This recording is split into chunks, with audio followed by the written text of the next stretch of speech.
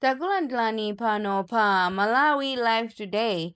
Lelo Samuel Lwala ayankhula zambiri zokhuzana ndi ngozi ya ndege yomwe inachitika ku Chikangawa. Iwowa anali ndi mafunso ambiri koma mmodzi la funso lomwe anafunsa ndi lokuti kodi ndi chifukwa chani choti President anasiyisa kafukufuku wa ndege. Takhani pompo timvetsere kuti iwowa anayankhula bwanji. Comrades, Malawians, when I'm in Mzuzu, ndikabwera ku Mzuzu, chimene ndimakumbukira kwambiri. Chimene chimabwera kwa ineyo kwambiri. Ndi nkhani ya kugwa kwa ndege ku Nthungwa. When I'm in Mzuzu, always I think of what led to the crash of that plane. Ndege inapachilima kodi zinaenda bwanji. Komanso sogolo yake ngati ya Malawi. Tikhale ndi picture yanji kuti ndege ija inachitika motere munthu amene timamkonda kwambiri kumpoto anafera kunoko kumpoto koma dakali kumkondanso kumpoto. Inde padutsa nthawi yayitali ena mwa ife mwina tamba kuiwala zowawa zomwe tinali nazo zitangochika kumene kuti SKC wamwalira. Mwina tinayo ena tikumayiwala mmene SKC amazunzikira adakali atangolowa mboma mmene achakwera mampangira treat. Ena tamba kuiwala makamaka kuwera kwa kuti munthu jasopano wamwalira kulibe alikuwa kuli chete. Chifukwa amene timamudandaulirira timakamba kuti ya president achakwera kumuzuza vice president wawo. Nthawi imene yoyo kunali Chilimanali wamoyo amamva amene timamuchitira support when he was still alive, and when we were complaining kuti Chakwera samamusamala bwino munthu uja. Vice president was not well taken care in the hands of the president.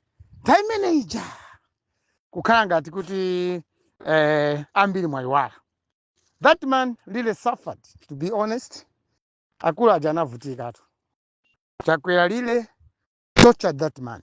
Chakwera lile persecuted that man. Ndiye so the worst thing is that man died here in Mzuzu. Tingoti kuno kumzuzu kunkhatabe kapena kunthungwa kunkhatabe. So comrades, when I'm here, always ndikumakumande anthu, they ask me questions. Mama ndifusa mafunso. Aluwala zinaenda bwanji. Ndipo tipanga bwanji ngati ziko. Kusogolo tipanga bwanji. Nkhanza zimene zandale kuti zapangika. My simple question to most of you people amene mkundiitana mukumandifusa mafusa amenewo. Kodi aluwala? Zizi zimene zoti paka kupanga ndale paka wina kuuza moyo wake. Zatha bwanji msogolo. Comrades, Malawians, the answer is simple. Let's not entertain MCP pa 2025. Kamba 2025. MCP as a political party in Malawi. Let's not entertain it. Bas? Ndeti nkhawa zatu zonse zasogolo ta Malawi ukhala kulibe. Chiwaziwawa zimene upanga enafe. Wait, the noise that we're making today. Tikamapanga phokoso kuti ziko sili kuenda bwino. So tikapena ziko sili kuenda bwino because of anything apart from the death of SKC. Kusaenda bwino kwa ziko is justified in the manner that SKC anamwalira. In the course of people complaining. The treatment of the vice president as well as the way he was treated, even his tragic death with those 8 others and still more. The torture still goes on. One commission of inquiry sikutipasa clear picture. So comrades, Malawians, this is something that we must get worried of. So when we talk about 2025 elections, azatwa amene zinzikuwachikira manja mwawo ndi nkhanza zawo akamanena kuti afuna imenso mukuziwa Malawi kuti chimenecho chitozi chachikulu kwambiri. That's a very big blasphemy to the Malawi nation. Ndi nkhanza zoposa amene that guy anali wamoyo. When we say ndibwereze pamene pano tikamanena kuti awawa akamanena iwo kuti ayi tifuna tipitize kulamulira ziko lathu ndi mene zinthu zili mmene ndakambirapa ndi chitozi chachikulu ku mtundu wa Malawi.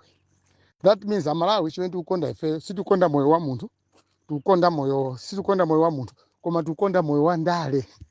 Ndale zake zoponderezana, which is not good. It's not good at all. It's not fair at all.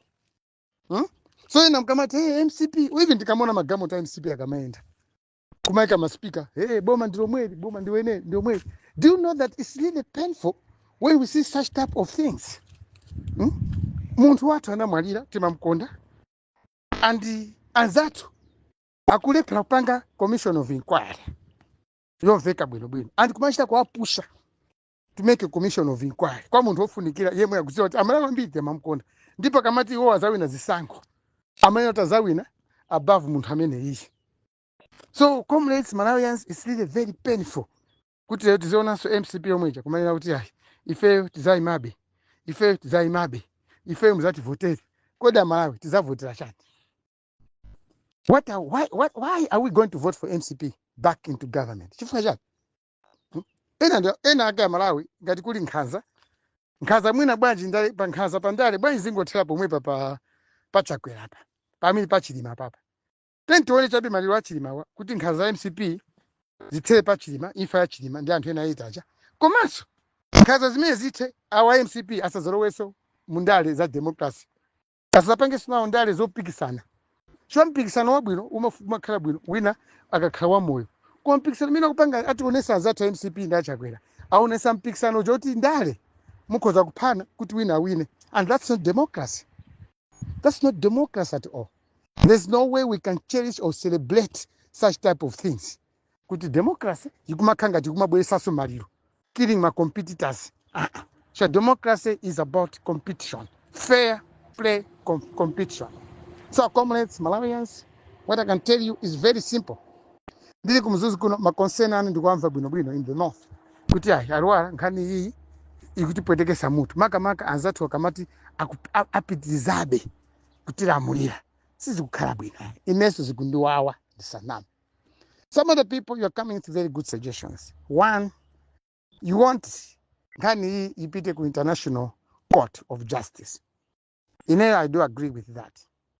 Because pamalamulo aziko la pansi munthu olumene anafera Chilima uja sikuti boma kapena president pali umboni wonse woti president analakwisa pa international law.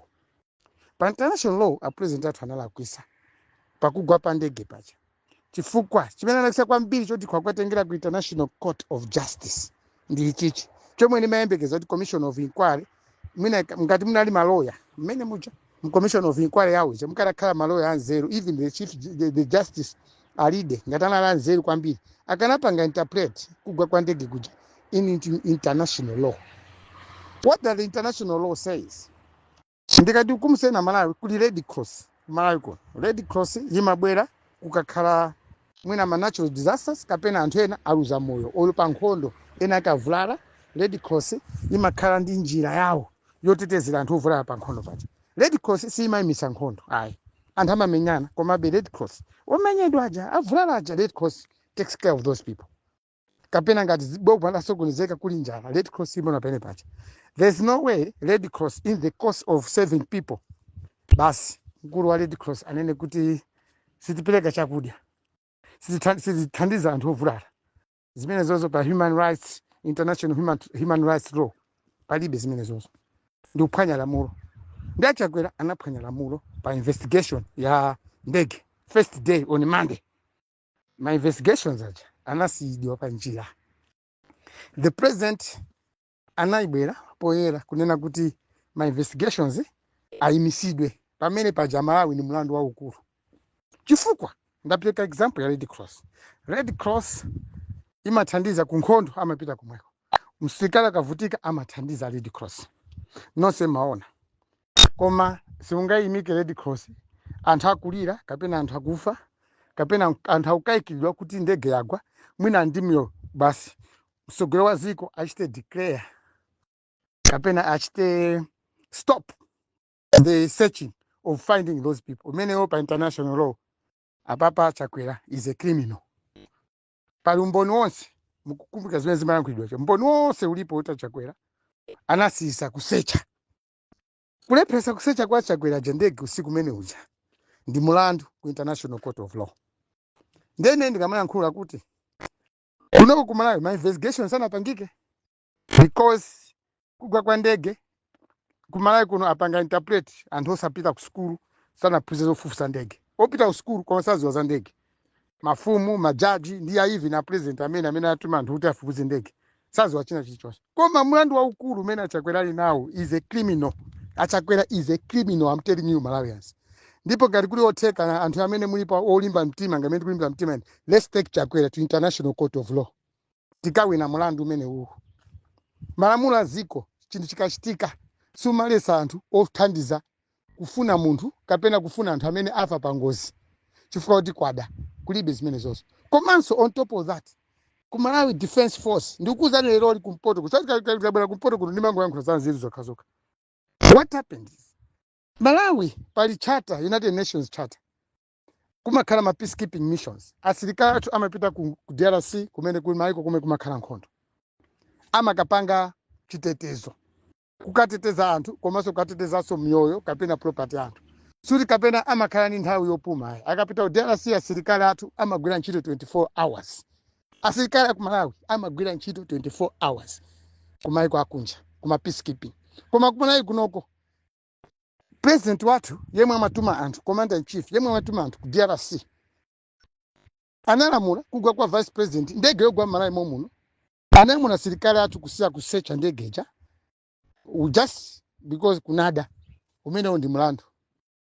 Ndekuti achakwera onesa kuti Malawi Army, Malawi Defense Force soldiers akamapanga ma peacekeeping jobs kunja amangoyerekeza mutima mwawo mulibe chizindikiro choti amaziwa chimene amatumira anthu ku DRC asilikali athu kagwira ntchito. So therefore milandu imene iyi achakwera, from today we need a commission of inquiry that by the end of the day itiuse ma results, itiuse chilungamo chenicheni, titengere achakwera ku International Court of Law akalongosole chifukwa chani adamisa kusecha ndegeja usiku pamene anthu tinali malingaliro oti anthu chamwina ndegeja inangogwa mwina anthu chanala moyo. Chifukwa chani achakwera nelesa ma investigations amene searching ya ndege zili ma records itu Malawi. So comrades Malawians, zimene zizi mwina kuziwa kuti when MCP is saying 2025 afuna achakwera pitirize, chimene chocho ndi crime. Achakwera Amalawi mwina uziwa kuti MCP they are supporting a criminal. Tikatenga kugwa kwa ndege ya ina pa vice president kama manifesta bwino bwino. Even Red Cross achakwera amapeleka ndalama ku Red Cross nthawi ikakwana. He contributes a certain figure of money kuti Red Cross ziyenda. Sinambe ndava kuti Red Cross kulikolera anthu akusegula mimba chani basi kenako alamule a Red Cross kapena msogolo wa ziko anene kuti ayi anthu amene asegula mimba ino ma doctors pomanikaye muyambire mawa ntchito pamene munthu akusegula mimba. Ndeti pamene pakhala munthu ndi achakwera mulibe nzeru zotetezera Amalawi ifeyo. Therefore ndi chipani chawo cha MCP, these are the things aina kumaziwa. Achakwera panopa is a criminal. Why is Chakwera a criminal? Adavomereza, anashita command as a commander in chief, anashita command asilikali yao kuti asapirize kusecha kugwa kwa ndege wa Chilima. While people anali ndi nkhawa, anali ndi mitima yowawa, anali ndi chilingaliro choti ateteze anthu amene anali mndege mucha before they were declared dead. So kwalesa anthu kokhakuja kuti ayisiyani kusecha pamene paja Achakwera is a criminal wherever he is. So akamanena kuti afuna zemezi pa 2025 Amalawi. Amalawi pena pali nima kuseka. Kuti ziko lathu ngati Achakwera tazemire ndeti malamulo timanguza malamulo a ziko lokho la Malawi lokho. Koma even pa malamulo a ziko lathu Amalawi. Chilimo azatamene anaphunzira za malamulo. Akuziwa chimene unena apa chimene uthandauza. Malamulo ali wonse apa ziko lapasi amateteza munthu. Munthu wakhala ukakhamsogolo wa zero. Choyamba chimene umapanga kuteteza munthu. Koma papa moyo wa Saulos Chilima ndi anthu ena ja 8 sana tetezedwe. Amene anapanga kuti anthu awatetezedwe ndi andani? Ndi a president athu Lazarus Chakwera. Chifukwa mwina nthawi imene amalesa anthu chakuti asafufuze ndege. Nthawi yomweja mwina ina nthawi yomweja anthu ena anali kufupi ndi kupeza ndegeja. Maybe somebody was trying to tell the president kuti anthu akuyandikira kumene kupita ndege tentisiye kale kufufuza. This is what I'm just trying to connect the dots. Nthawi imene mwina amalesa chakuti nthawi hii talamuna asilikali asafufuze ndege ndekuti ena yake anayandikira kumene kunali ndegeko. Somebody was monitoring the searching. Mukati mwa search muja asilikali ena anali kazitape. Anaona kuti anthu they were going towards that plane. As a result, they told the president to say no, don't search so guys and search. Amopa zimene zozo. This is why I call Chakwera is a criminal. Who told Chakwera that anthu anatopa ko search ngati Chakwera ali komweko? That means there was a communication between Penepana Gwandege area ina Gwandege ntungwa ija ndi a president amayankhula. Kuti anthu tu agoenda kuja kwa Gwandege ja kupita akoto. Achakwera imisani searching. Because there's no way muntu woti achipani cha UTM ndi Amalawi wonse omene mkonda SKC. anga kale kuti kugona tosama khala nato izi nthawi imene amatasa kupanga kusecha siti kapena anthu anagonati tinakhalabe ndi maso kumadikira kuti kuchensanga tipitize kukasecha koma maybe that time amalesa achakwera kuti asaseche ndege icha amalawi ndi kukuuzana anthu ajatu ena amayandikira ku ndege kuchatu. That's why I call Malawians pena pake tena kuganza bwe. And after the deaths siti kapena Malawi tikana pusha achakwera kuti apane commission of inquiry aka boma paloka likanapa commission of inquiry instantly malala kuyenda kumafuzo chagwisa ndege chati achakwesa na onse commitment. Therefore achakwera is a criminal whether you like it or not. Malawians, this man is a criminal and he needs to face an international court of justice. Anapesa msogole wao amnapesa vice president wao, something that we should bear in mind, Malawians. So mafusa mina wena mangu konda ndale ambira mina kupanga ndale ni masavage kumalawi komendaona ena ambira konda ndale mina sana pita kuskulu kapena sama konda ziko lao ine ni makonda ziko lao. That's why I'm giving you this picture. Maka pamene pagona mulandu wakulu wa Chakwera mpokuti nthawi imene Chakwera amalesa kuti anthu abwerere makomo mwawo akakhale ku base kumene kunapanga camp asefuza ndege panali gulina la anthu lomwe limayandikira ku ndege kucha. And this is what I need Chakwera to explain this. Amala mwenda kuvesa bwinobwino baibaba nthawi imene ija inali nthawi omwe Achakwera anauzidwa mwina kuti ndege icha anthu akuyandikira kukafika kumene kucha. So mkati mwende pamanyumba paja ndipene panagwa ndege ndi kunyumba kumene kumakhala mabwana forest kucha. I was there this morning. Napita so kundege kucha kukaonako pamene paja panali chinyengo kulesa journalist Chakwera kuti anthu asiye kusecha ndege. People were about to find that plane that night, and this can only be interpreted in a court of international court of justice. But amala witi sapuse maliwa South Chilima kuti pweteka even ndale zatu sizikuenda bwino, even the campaign yatu sizikuenda bwino, tikamakumbuka South Chilima ayesa kusangala. So comrades, this is my position today. Chakwera is a criminal.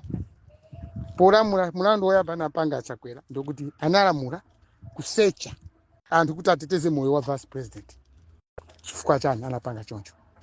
Anauza ndani kuti malamulo anagwisa malamulo aka mtundu wanji aku Malawi kapena aku Red Cross kapena malamulo apa ziko la pansi human rights protecting someone's life.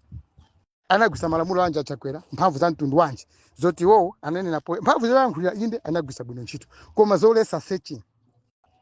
Deuta Red Cross onse analisa palibe paziko la pansi pomwe Red Cross analesedwa kukagwira ntchito yawo. Nthawi imene timagwira kusecha kuja timasecha usiku muja tinali mbali imodzi ya Red Cross saving people's souls.